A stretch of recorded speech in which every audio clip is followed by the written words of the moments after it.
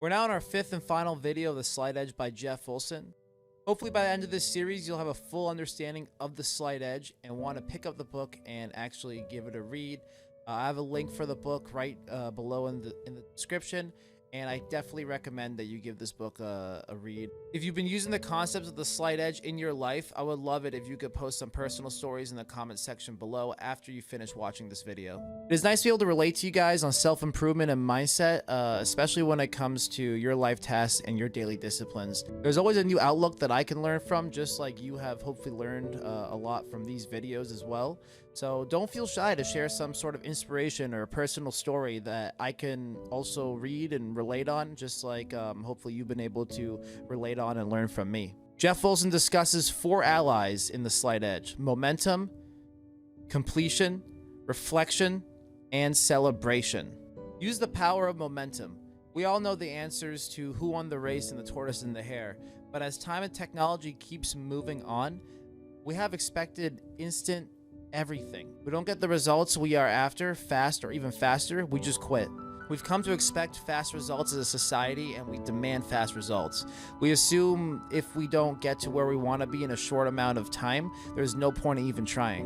And moving too fast a lot of times can lead to unhappy results in the long term, and we've seen them numerous times everywhere in our society. The singer that blew up too fast and went downhill, the business that rapidly grew and then became completely irrelevant, the star athlete that had that one MVP season and then a downhill performance from there for the rest of their career. Part of learning the slight edge is finding your own rate of growth. A step-by-step approach of constant, never-ending improvement. Something that lays a solid foundation and builds up over them again and again. Simple disciplines compounded over time.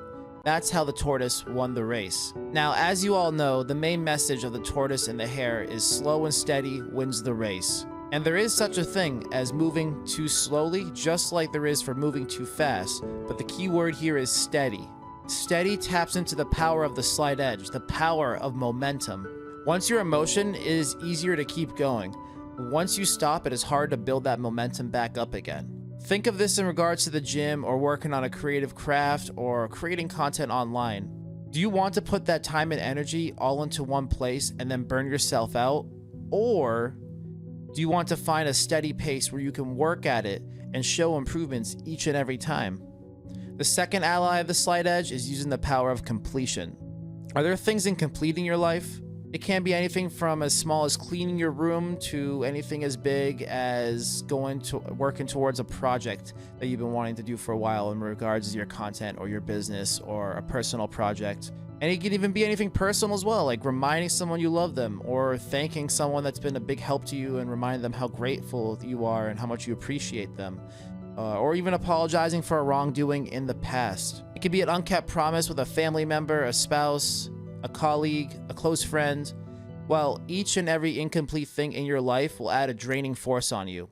Incomplete things in your life keeps the past alive because they will continue to stick in the back of your mind.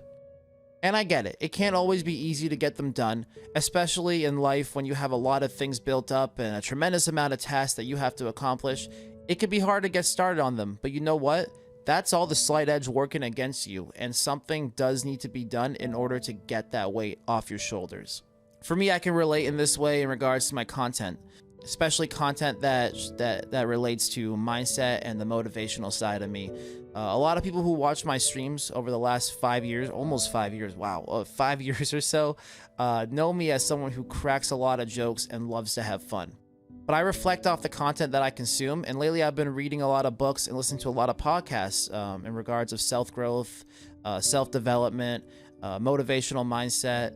So I knew I had to show this side of me to those around me, to my following, to the OGY community. And I get that it wouldn't be for everybody that already knows me and watches my content, but I needed to start somewhere, and having that in the back of my mind, in the back of my head, and having the what ifs was just weighing me down. So I said, that's it. I'm going to learn how to make YouTube videos. So I set time out of the week to research and learn how to make YouTube videos, what I should do, what I shouldn't do, and then use that knowledge in order to start my first series where I could create the best content I could. The third ally of the slight edge is to use the power of reflection. It's good to use the power of momentum and completion in your favor, but you also want to take a step back and reflect on what you're working on. At the end of the day, you want to succeed, not fail. So make sure what you are putting your energy into is keeping you on track for success. I use this a lot when it came to my workouts. I have goals in building muscle mass, but one thing that is really important is to make sure each formation on each rep is perfect, because you want to maximize each rep and make sure your muscles are truly being stressed and being used in a specific workout. Taking time to reflect on how my formation is working right or wrong, even if I had to drop 10 or 20 pounds of weight just to make sure the movement was successful, had become so key towards my fitness goals. The fourth and final ally of the slight edge is use the power of celebration. Reflection isn't just as important so you can nag yourself at getting better, but it's also good just to remind yourself on what you are doing right and praise yourself for it. It is good to point out all the positive steps you are taking towards your goals. We are our harshest critics, so it can be hard to catch ourselves doing something right. No matter how small or how large those actions or disciplines are, praise yourself and tell yourself you are doing something right. Personally, I love the power of lists. I like to keep a checklist on my phone for my daily tasks that I want to get done.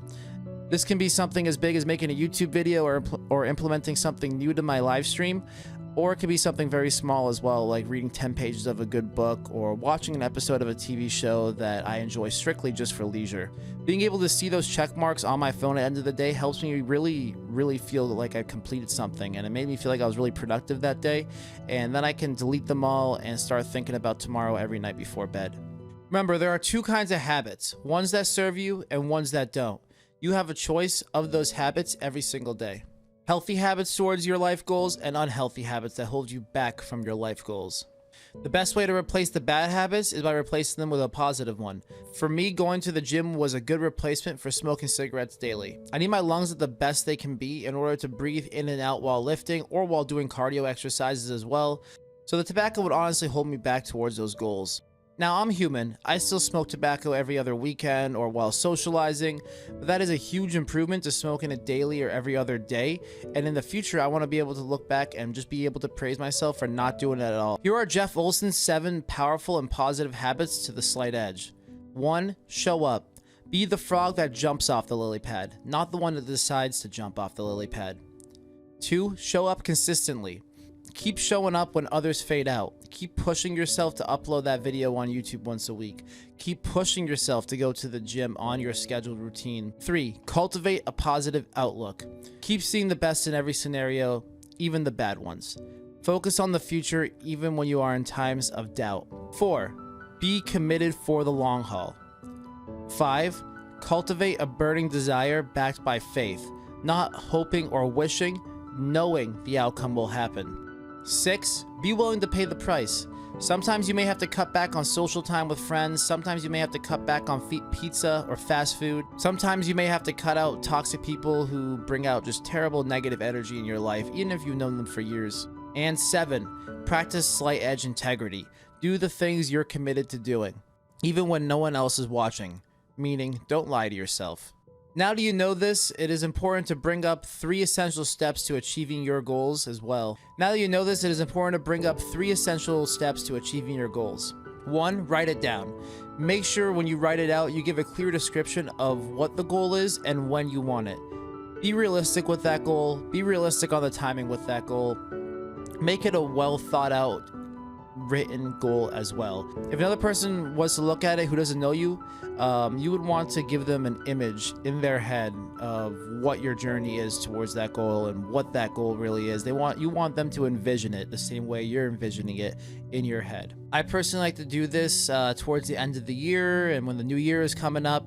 I know a lot of other people like to do that as well with their goals. However, you can start today if you haven't even started yet. You can start right now. You can start right when this video is over even. You want to get on that as soon as possible. Look at those goals every day. Keep it in your face. Soak your subconscious in. This goes back to reflecting and celebrating all over again. I personally do this when I want to give my brain thoughts on the entire big picture again. It is nice to see where I can improve in and what I've already improved in and where I'm on track and where I'm not on track towards my goals. Start with a plan. Make the plan simple. The point of the plan is not that it will get you there, but it'll get you started. You can start with a plan and all the things you want to accomplish. I would even recommend doing it right after this video is over, and make multiple plans. A plan for your health, a plan for your happiness, a plan for your relationships, plans for your personal growth and development, plans for your finances, plans for your career, plans for your content, plans on how you essentially want to impact the world. So now you've finished the Slight Edge series by Jeff Olson, and now where do you go from here? Once you've written out your plan and your goals, where do you go? Find your penny and then start doubling it. Wow, I feel really complete right now that I have finished this series on the Slight Edge. It actually excites me a lot that I just finished my first YouTube series ever. It isn't over yet. I want videos related to personal growth and related to comedic entertainment to be on this channel. I'm just getting started now with my YouTube journey. If you like this series a lot, please feel free to like this video and also subscribe to my YouTube channel. I'd really appreciate it. I would also love to read any sort of personal stories in the comments section below about how you may have been implementing the Slight Edge throughout your life while keeping up with this video series. I'm very engaging in the comments section and also on my social media. Thank you guys so much for watching this series. I wish you all the best of luck on your Slight Edge journey. Much love. I know you will kill it towards your goals and your dreams.